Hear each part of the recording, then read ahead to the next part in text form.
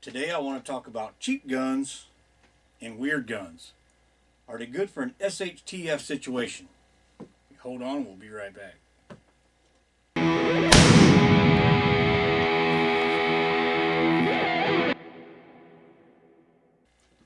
Alright, me and the wife just went out to the range, shooting some handguns today. Not going through a lot of ammo because it's kind of hard to find, but one of the things that I did take, because I hadn't shot it in a while, is the High Point 380. Everybody hates it. Everybody knows it's ugly. But this little thing shoots great. You can get magazines fairly cheap. And as far as I know the old style carbines use the same mag as their handguns, depending on what caliber you got. The 380 and 9mm use the same magazine. So, not the perfect choice, not the first choice, but if you had one of these laying around that you don't use very often, you just know that it works, you got somebody that shows up in a disaster situation that you need to arm because you have to protect yourself in your home or your mag. If you're with a mutual assistance group, you need just some extra guns. These little high points, I would not count them out, but everybody knows I like high points anyway. So, all right, another one, and I don't think I've ever had this one on video before. This is a Nagant, and let me get this right here. This is the Nagant M1895. And this is chambered in 7.62 by 3.8. And this is one of the only, maybe the only revolver, because it does move the cylinder forward and it actually creates a seal from the cylinder to the barrel. So you could actually put a silencer on this revolver. Look at the firing pin on that sucker. That just looks wicked. Now, these things are weird.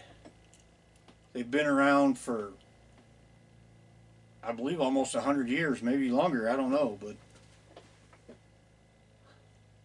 you can still find these. These were a surplus item. You used to be able to get them for like $99. It comes with this flap over holster, and it's got a little box holder here for a box of ammo. Now, the ammo for these, when you find it, kind of expensive, but you can usually find it. They usually do have it. I'm sure that that ammo is not flying off the shelf. Having something like this just sitting around, I don't know. Maybe it's a good idea. Maybe you don't like that idea. It's just an idea. It's just an option. And we're all about options. So we're just throwing it out there. But this is a fun little gun to shoot. The only problem is, because it does move the cylinder forward, the hammer pull on this, the trigger pull on this is about 175 pounds, which that's exaggerated, but it is monstrous. So I would use this in single action if I was going to shoot it. Double action, you better come prepared to maybe use both trigger finger on each hand, because I'm telling you, the thing does have a massive trigger pull. I mean, that is just crazy, the trigger pull on that. But like I said, that's just an option. So let me know down in the comments what you think. Do you think that it's okay to have some just cheap guns laying around, maybe some oddball guns laying around? Maybe you can find ammo for those right now when you can't find 9mm. I know 380, if you do find it, it's kind of expensive, so maybe the High Point isn't the greatest idea. But right now, it's hard to find even a handgun under $400. Anything $400 and below of any kind of a name brand, Taurus, Ruger, Smith & Wesson, anything like that, is pretty much gone. But I know there's still High Points out there. I know they're ugly and people talk bad about them, but any port in a storm. So Y'all take a second to like and subscribe.